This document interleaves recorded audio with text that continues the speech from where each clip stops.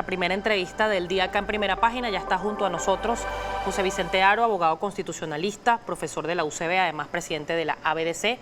Y por supuesto decir que gracias a Dios está con nosotros luego pues, de ese incidente lamentablemente que sufrió y qué bueno que esté acá para hablar de cómo está el país. Bienvenido. Gracias, buenos días. Muchas gracias a todos ustedes. Un placer para mí conversar con usted. Bueno, hay muchos rumores, hay que decirlo, no se ha mostrado formalmente un borrador de lo que pudiera ser la nueva Constitución. Hay varios aspectos a destacar. Se habla ya de darle rango constitucional, por ejemplo, al Estado comunal o a las comunas en este caso, pero también de la extensión del periodo presidencial.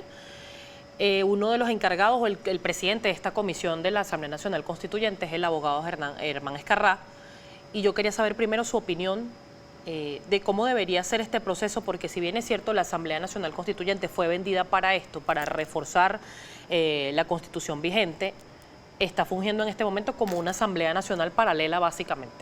Sí, lo que hemos visto de la Asamblea Nacional Constituyente es la instalación de una especie de parlamento paralelo, Asamblea Nacional paralela, que ha usurpado funciones de la Asamblea Nacional que fue electa por los venezolanos, precisamente el 6 de diciembre del año 2015. Sin embargo, lo que hemos visto es que la Asamblea Nacional Constituyente, cuestionada en su legitimidad por no haberse consultado al pueblo mediante referendo sobre si quería convocar o no una Asamblea Nacional Constituyente, dado que el pueblo es el soberano y es el único que podía decidir si se convocaba o no una constituyente, ha tomado la tarea de asumir atribuciones de otros poderes públicos, no solamente del Parlamento, del CNE, de incluso del Poder Judicial, así como de lo que se refiere al poder ciudadano, ¿no?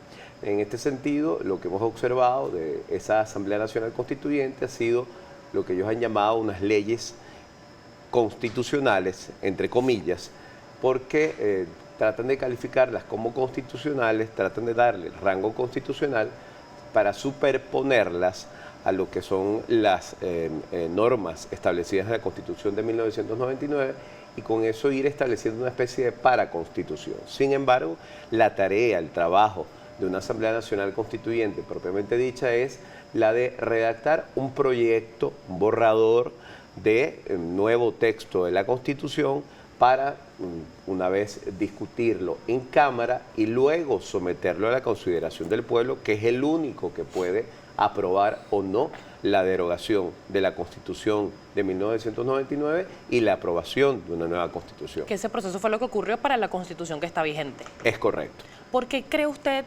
abogado, que hay tanta sombra alrededor de este borrador? O sea, fue publicado y el primer borrador creo que lo hizo público el diario Panorama del Estado Zulia, si la memoria no me falla, y a partir de ahí se han estado especulando cosas, pero por ejemplo, por acá tengo que hay un aspecto que dice lo siguiente: a diferencia del Estado federal descentralizado que cita la actual Constitución, aprobada en el 99, la nueva Constitución impulsada por los constituyentes revolucionarios establece que Venezuela sería un Estado federal centralizado políticamente y desconcentrado administrativamente. ¿Esto qué significaría? Sí. Esto es uno de los puntos más graves de ese papel de trabajo, uno de los papeles de trabajo que se conocen a través de algunos medios de comunicación, que se ha filtrado de lo que estaría considerando la Comisión Constitucional.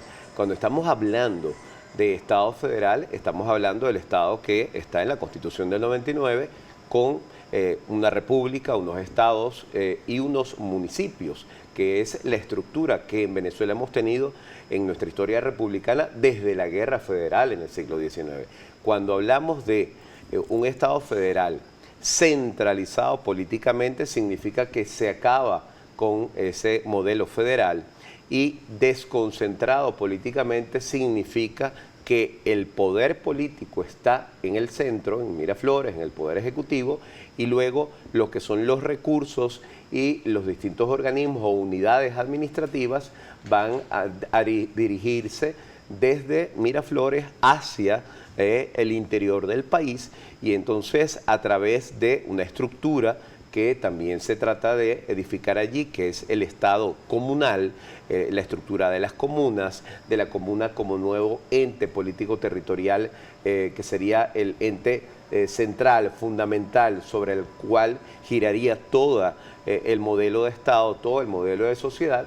Bueno, se reconstruiría la división político-territorial de Venezuela, es decir, la división que conocemos hoy como la de estados y luego municipios y luego a nivel nacional de república o de poder nacional, quedaría totalmente reformada, modificada a una división político-territorial totalmente centralizada en el Poder Ejecutivo, en Miraflores concretamente, en lo político y en lo que es el control administrativo y de recursos y de presupuesto, y operaría a través de la figura política de las comunas que, como sabemos, está muy enmarcada dentro de lo que es el eje político del partido de gobierno, el PSV, y dentro de lo que es el Plan de la Patria 2019-2025, que precisamente establece ese modelo. Ahora bien, antes de irnos a la pausa, abogado, recordar cuál debería ser el proceso. Luego que se conoce este papel de trabajo, ¿qué debería pasar para llegar finalmente a la votación de los ciudadanos como pasó en el 99? No puede haber un borrador de proyecto de constitución que se presente en Cámara, en la Asamblea Nacional Constituyente, cuestionado en su legitimidad, sin que se consulte el pueblo, sin que se divulgue el pueblo, sin que se consulte a la ciudadanía.